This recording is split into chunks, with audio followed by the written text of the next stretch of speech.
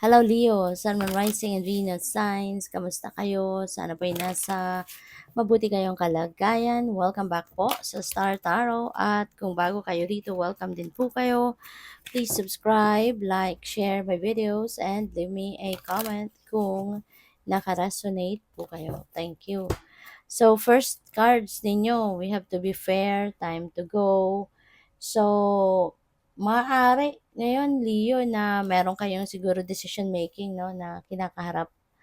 And, yeah, siguro pinag-iisipan ninyo mabuti. Maybe you are thinking of the best thing na you can do.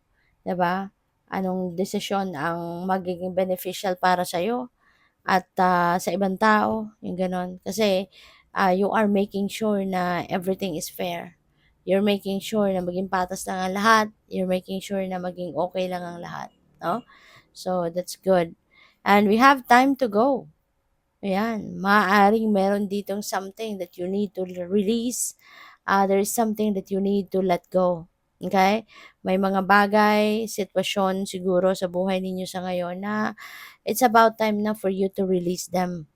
Kasi, maaaring hindi na to nagsiserve ng best interest mo. Hindi na to for your best, for your highest good, diba? Kaya it's time for you to go. It's time for you to release anything dito na hindi na, baga wala nang pakinabang sa'yo or hindi na din yan nakikinabang sa'yo, diba?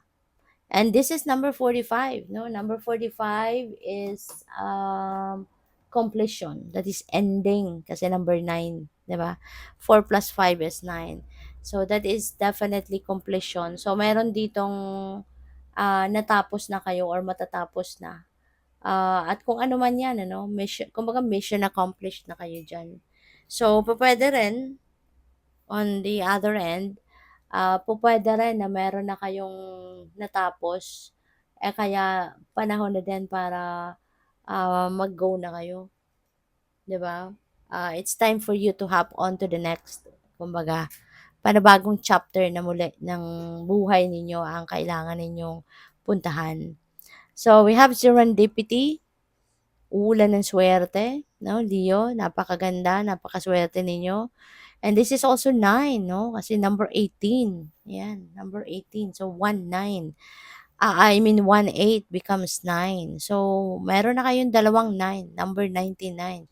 So, pwedeng meron kayong mga chapter sa buhay ninyo na matatapos na sa ngayon, or meron kayong mga ginagawa, meron kayong mga ventures or endeavors na matatapos na sa ngayon. Kaya siguro, magsisimula kayo ng panibagong chapter uli. Na you are starting a new chapter in your life once again, no? And Leo, hindi lang sa iisang area of life, no? Pwede kayong swertehin sa ngayon. There could be also other areas of life, no? Dito, nasiswertehin din kayo. Kaya, parang ano kayo nasa receiving end kayo sa ngayon, no? Ng blessings ng divine universe. Kaya, kung ako sa'yo, i-align ko na yung sarili ko, yung energies ko with this serendipity energy, 'di ba? Kasi it's about time na, no? Na guminhawa, no? Maging maginhawa ka sa buhay, 'di ba? Sa iba't ibang parte. Take advantage of this swerte, 'di ba? Kaya wag mo nang wag mo nang entertainin ang kahit anumang mga negativity, no, sa isip mo, sa puso mo, sa sarili mo. Para wala ka ng negativity sa katawan at hindi ka na, wala na maging sagabal sa pagdating ng swerte na ito. So we have joy and delight. Open your heart to joy. Ayan, 'di ba?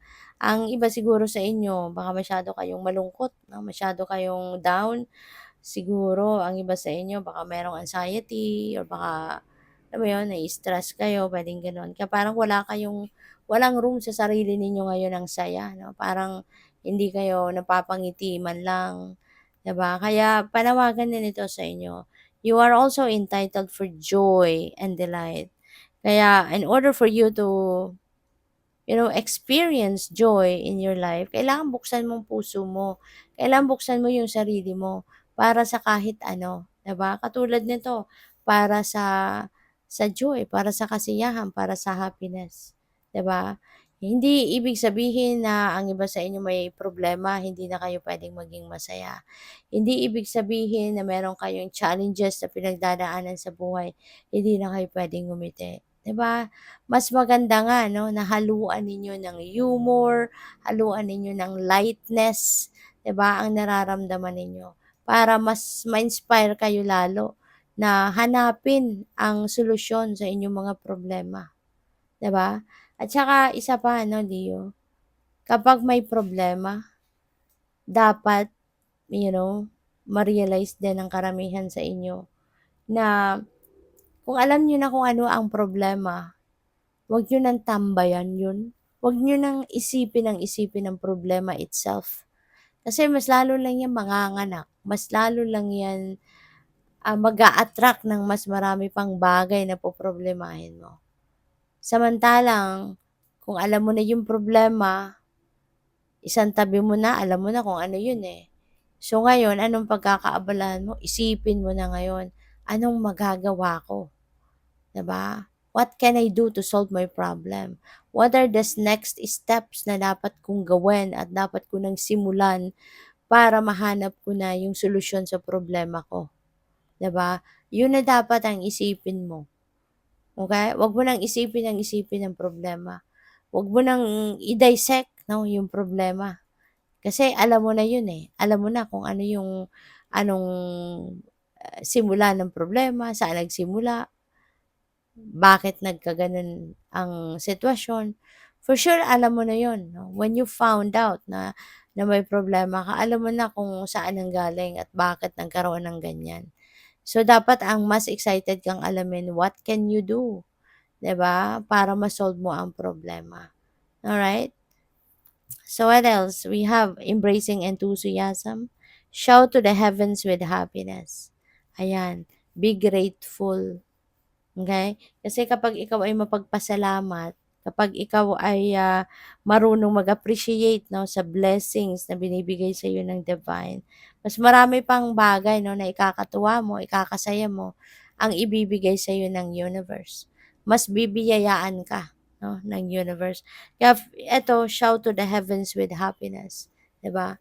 And, because siguro ang iba sa inyo, you are full of gratitude. Yung puso mo punong-puno ng pagpapasalamat, punong-puno ng kasiyahan kasi marami kang biyaya 'no, na natanggap from the universe, 'di ba? So what else? You have choosing your path, all is possible. So, may mga iba't ibang klaseng opportunity siguro dito na magbubukas para sa'yo. And, regardless 'no, kung alin dito ang pipiliin mo, the ending will be the same. It feels like to me na kung ano man yung path na pipiliin mong tahakin sa ngayon, mag-iiba-iba lang ito sa journey, sa klase ng journey na pagdadaanan ninyo, sa klase ng sitwasyon na pagdadaanan ninyo. Pero in the end, it will be the same.